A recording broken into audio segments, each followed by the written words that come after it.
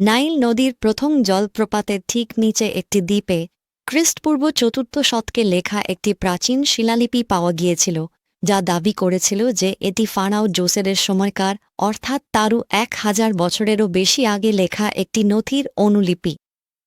এটি ফারাও কর্তৃক দেবতা খুনমের পুরোহিতদেরকে জমি দানের কাহিনী।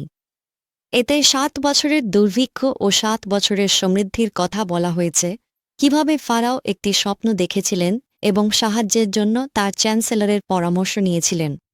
এতে ৭ বছরের দুর্ভিক্ষ ও ৭ বছরের সমৃদ্ধির গল্পের বেশিরভাগ উপাদানই রয়েছে, যদিও এই বিবরণে সেগুলো বিকৃত হয়েছে, কারণ ঘটনাটি ঘটার ১,০০০ বছরেরও বেশি সময় পরে এটি লেখা হয়েছিল।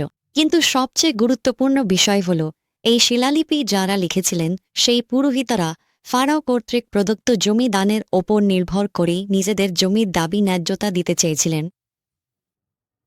তারা এমন কিছু লিখছিলেন না যা তারা প্রাচীন কোনো মিথ বলে মনে করতেন।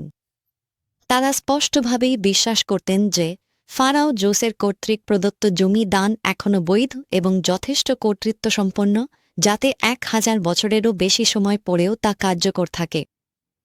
এবং জোসেফ ফারাওয়ের জন্য মিশরের সমস্ত জমি কিনে নিলেন।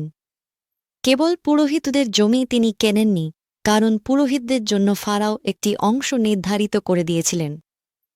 প্রাচীন মিশরীয় নথিপত্রে জোসেরকে মিশরের ষোড়শ ফারাও হিসেবে তালিকাভুক্ত করা হয়েছে।